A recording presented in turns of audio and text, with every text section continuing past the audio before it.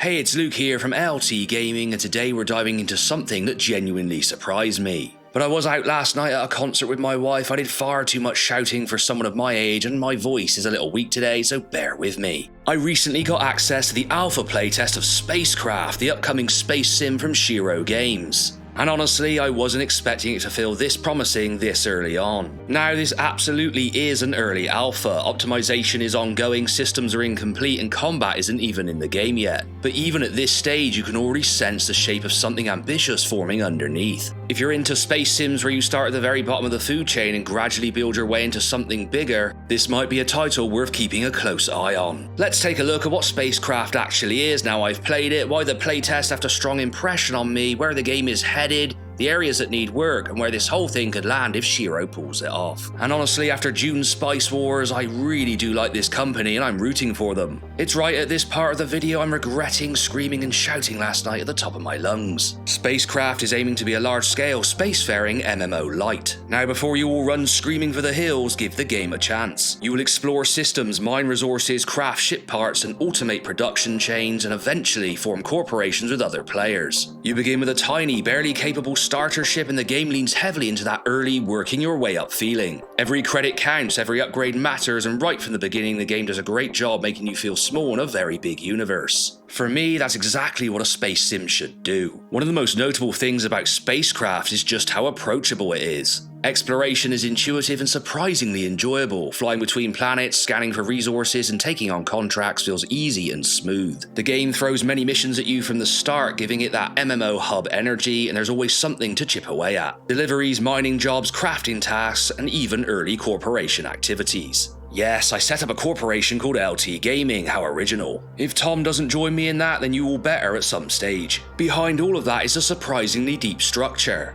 There are planets to land on, bases to build, resources to refine, and eventually full automation with drones, factories, and trade networks. You can build ships, buy them, customize them, and ultimately join or create your own corporation. It's an ambitious design, but from what I've played, it's an ambition that feels practical rather than unrealistic. We are all very sick of broken promises in the space sim world. The biggest thing that stood out to me immediately was the vibe. It feels polished even in alpha. The introduction is strong, the visuals have impact, and the music fits perfectly, creating that quiet space ambience that so many games chase but rarely nail. There was a chap in the Spaceborne 2 Discord. Now, he was very friendly, but he stated he hated the music they added to the game, and I couldn't disagree more. Space music needs to be epic. We use the homeworld track on this channel all the time for a reason. There's something soothing about drifting through the void with a ship that barely works, scraping together resources to slowly build your future. The sense of progression is genuinely engaging. You start at the very bottom, weak, vulnerable, and pretty much broke, and every upgrade feels meaningful. Combine that with how easy exploration is, and you get a loop that feels rewarding rather than overwhelming. Nothing drags you down or slows you to a crawl, which is impressive for a game at this early stage. Planet landing also deserves a huge shout out.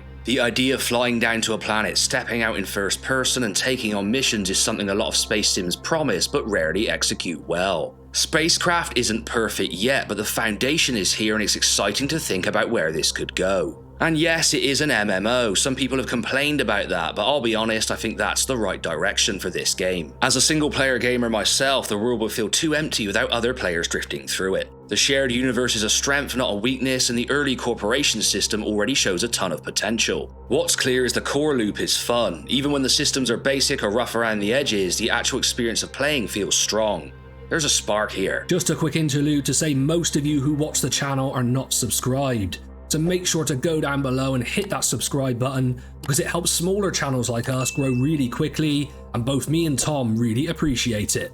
One of the biggest developments coming to SpaceCraft is the addition of full ship combat, which Shiro Games has already begun talking about publicly. They're designing a system that starts with heat signatures and detection phases before moving into tactical engagements, which should add a whole new dimension to the gameplay loop.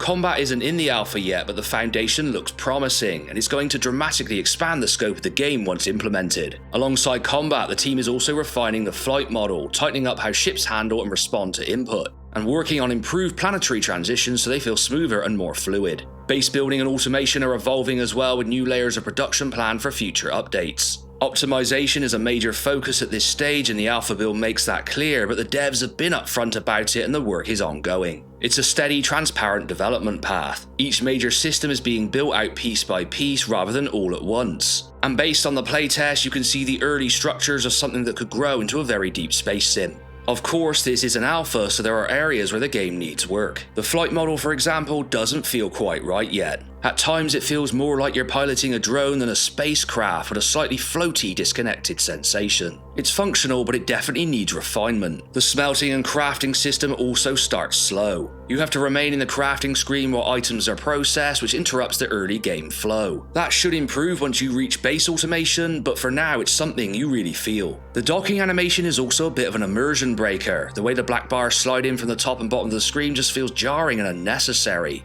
It's a small thing, but it definitely was noticeable as an immersion breaker. But it sounds like the devs really listened, because people wanted a first-person cockpit view and they added it by zooming in with your middle mouse button. Performance is another obvious area I can pick on. Planetary transitions look great, but they're hampered by stutters and brief freezes. Again, totally expected at this stage, but worth mentioning. And the world, while large, can feel a bit empty. I saw other players, but the universe feels sparse right now. It's a playtest, so that's understandable, but it's something that will need attention over time to make the world feel alive.